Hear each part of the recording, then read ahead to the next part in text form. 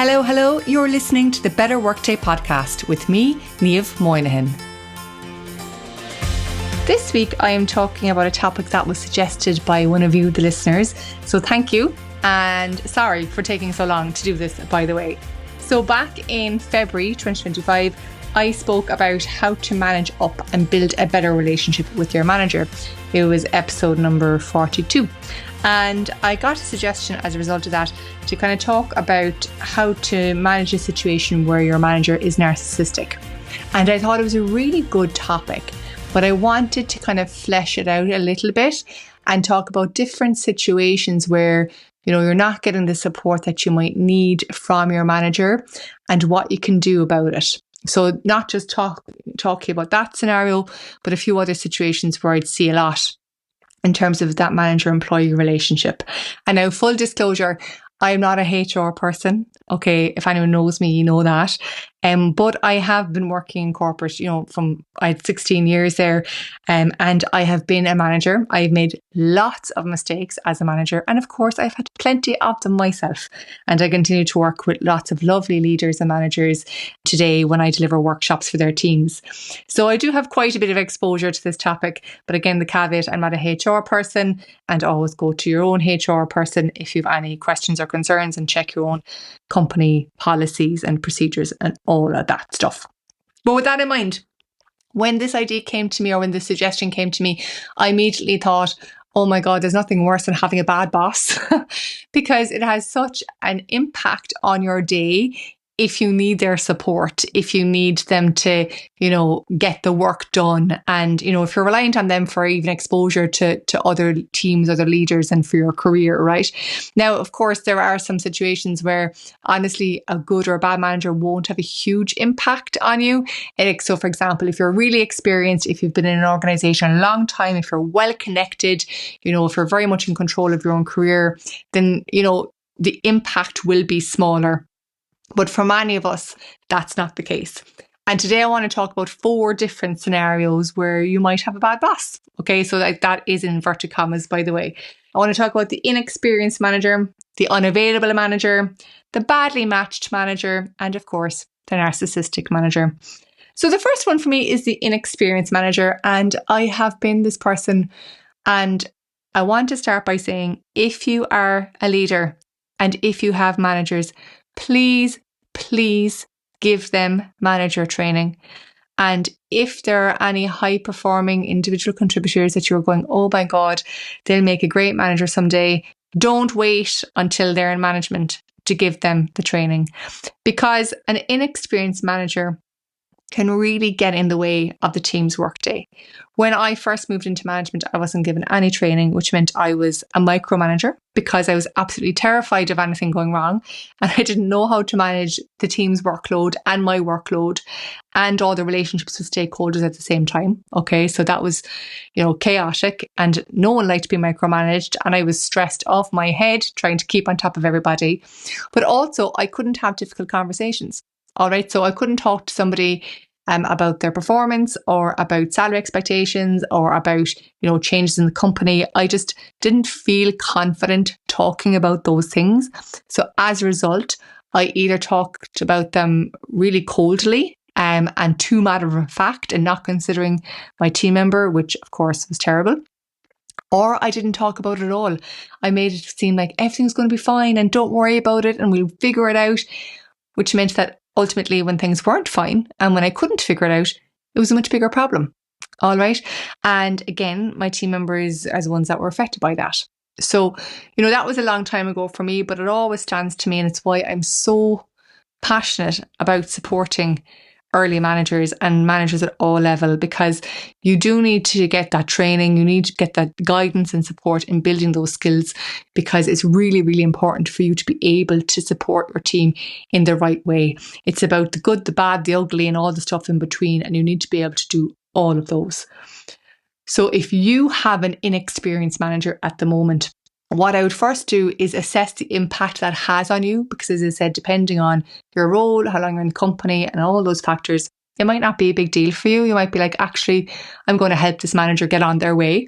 But if it does have a big impact, go back to that episode I mentioned, number 42. I'll link it in the show notes, and, follow some of those steps there for managing up. Okay, so for managing your manager, so that you can, reduce the negative impact of that inexperience. And then maybe look to see, can you build a better relationship with your skip level manager, the next manager up, or somebody else in the organization, and to get some extra support. But really, the call for this one actually is for the leaders. If you have managers, please, please, please train them. Now, number 2, of course, is the unavailable manager. And I have experienced this having worked with some very lovely, but very, very, very busy people. I mean, these people were in meetings from the moment I pulled up in the car park until I'd say I was making my dinner at home that evening.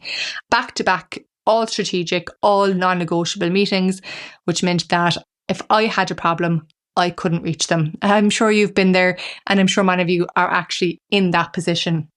So the problem, of course, with this is, number 1, as a team member, as an employee, you don't feel seen or heard or like you're a priority. And also, problems that you have that start small could get very, very big if you don't get the support that you need from your manager to be able to address them. And so if you have an unavailable manager, what I suggest you do is agree with them how to access them in a way that's realistic. So it might be a case of using the My Desk template that I mentioned way back in that episode. Again, I'll link that template actually again for you in the show notes because it's very handy. Using that template to flag to your manager, every week, this is what's happening and this is what I need your support in. Maybe it's agreeing to have a 5-minute phone call, every Wednesday at 9:05, like whatever it is, just find that little window and just start working from there, working with what you both have. All right. So maybe you communicating more clearly and then them making a small pocket of time available. And if you are a very, very, very busy manager, what I'd like you to do is look to see if, in the next couple of weeks, if you could start scheduling something which I call team time. So this is 15 to 30 minutes, a couple of times a week that you put into your calendar as a recurring placeholder. It's not to be filled with meetings. It's not for one-to-ones. It's not for team check-ins. It is literally so that you are not in other meetings, so that if anyone on your team does need you, you will be there. So if they pick up the phone, you can answer. All right. And again, it's not going to be a huge amount of time, but a little bit of time is better than nothing. All right. So, a few pockets of team time spread across your week will let your team know that, look, you are important and I am setting this time aside for you. So if we don't get to talk on Tuesday, there's time there Wednesday morning. I won't be in a meeting. All right. And it's really, really important. So number 3 for me is the badly matched manager. So this is got nothing to do with their experience or yours, or either of yours performance or anything like that. Nothing to do with availability. You just don't get on. So, I'm sure you've been in situations where you look at another person, you're like, I don't know how you get on with your manager. And they're like, I love them. I get on with them really, really well. I've been there. And then I've also been in situations where, I'm not really gelling with the manager and everyone else on the team thinks that they're great. All right. So this is where personality types come in. We can't avoid it. You're not going to get along with everyone all the time, but we do need to work with people. All right. So if you feel like the problem is that you just don't get each other, you just don't click, your communication styles are different, your working styles are different, how you set expectations are different, the whole thing just feels off, I would highly, highly recommend personality profile assessments, or even just exploring different personality types and understanding how you can work with different types of people. It's invaluable. I've done a lot of work on this actually at team workshops over the last couple of months.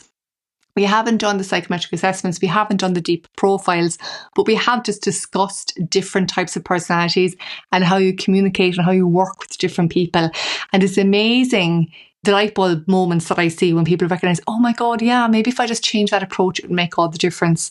So look, you're never going to be a bestie with a badly matched manager, but you can definitely work better together.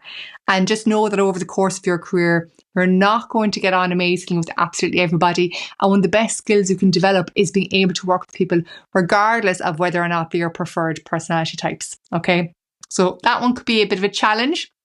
But it's a challenge worth taking because, as I said, it'll stand to you then in all future working relationships.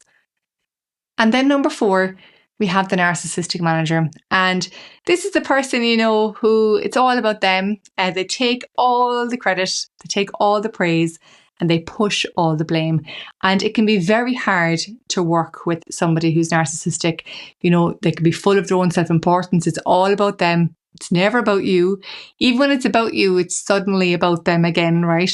And it can be quite difficult. It can be difficult for you to get your work done. It can be difficult for you to move ahead with your career and get recognition.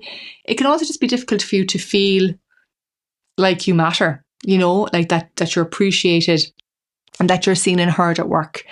So if you have a narcissistic manager, there's a couple of things that I suggest you do. First of all, if you can talk to somebody about it at work, do. I know that that's not available for everybody, but if you can have a chat, do. You're probably not the only one affected by this behaviour, and being able to talk to other people about it, you might be able to share different strategies or ideas. The second thing is to document all the good work that you're doing and any challenges you're having and any issues that you raise with them. So again, that My Desk template I mentioned earlier, it's a really good way for just keeping a record, for sharing both with the manager, but also even just for yourself in case you ever need to share it with anyone else in the future. So you can use it for that as well. And then I would suggest, setting up meetings with other people across the organisation who can help you with your career and just kind of building out your profile beyond, that particular manager. So this is about you looking at how you're going to network with other people, how you're going to, not rely on one person for showcasing, the good work that you do, and how you can build other relationships for maybe the long term. And do set your boundaries with this person, okay? So you don't have to be their bestie. Just like I mentioned in the last one, your badly matched manager, you don't have to, spend all your time with them. You can just get the work done. And I do suggest you do that you limit your exposure to the person. And finally, in all of these cases, there might come a time that you just say, Niamh, I just can't work with them anymore. And I just want to say, that's okay. If you feel that staying in a team isn't going to support you, is going to be bad for your career and for you personally, it's okay to look at other options.